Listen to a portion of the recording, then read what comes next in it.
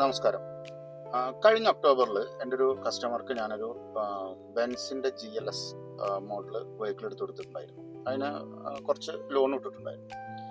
അപ്പം ഞാൻ അദ്ദേഹത്തിനോട് പറഞ്ഞു, ഏതായാലും EMI അടയ്ക്കണമല്ലോ, അതിൻ്റെ ഒപ്പം നമുക്കൊരു ഹെൽത്ത് ഇൻഷുറൻസും കൂടി എടുത്താലോ എന്ന് ചോദിച്ചു. അങ്ങനെ അദ്ദേഹം അതിന് സമ്മതിച്ചു.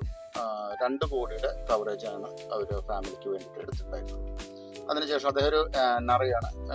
ഗൾഫ് പോയി, തിരിച്ച് ഒരു വട്ടം വന്നു, വീണ്ടും പോയി.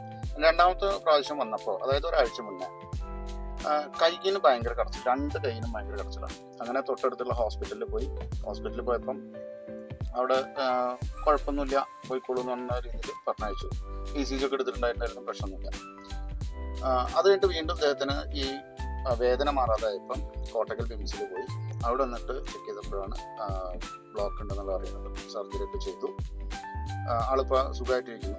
അപ്പോൾ ആൾക്ക് അതിന് വന്നത് 1,51,734 രൂപയാണ് ടോട്ടൽ ബില്ല് വന്നത്.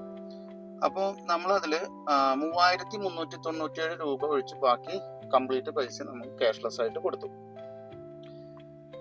ഇദ്ദേഹം ഇന്നിപ്പോൾ എന്നോട് പറഞ്ഞൊരു കാര്യം എന്താ വെച്ചിട്ടുണ്ടെങ്കിൽ, പ്രമോദ്, നീ അത് നിർബന്ധിച്ച് എടുപ്പിച്ച കാരണമാണ് ഞാനത് എടുത്തത്.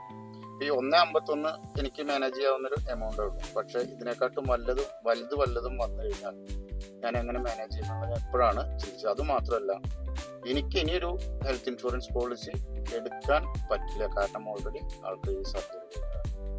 അപ്പോൾ അത് തന്നെയാണ് എനിക്ക് നിങ്ങളോട് എല്ലാവരോടും പറയാനുള്ളത്. ആരോഗ്യമുള്ളപ്പോഴാണ് നമുക്ക് ഇൻഷുറൻസ് കിട്ടുക. അപ്പോൾ പറ്റുകയാണെങ്കിൽ എല്ലാവരും ഇന്ന് തന്നെ നിങ്ങൾക്ക് ഇഷ്ടപ്പെട്ട കമ്പനിയിൽ നിന്ന് അല്ലെങ്കിൽ ഇഷ്ടപ്പെട്ട ഏജൻറ്റിൻ്റെ അടുത്ത് ഇൻഷുറൻസ് എടുക്കാം. എൻ്റെ സർവീസ് നിങ്ങൾക്ക് വേണമെന്ന് ആഗ്രഹമുണ്ടെങ്കിൽ എന്നെ കോൺടാക്ട് ചെയ്യാം.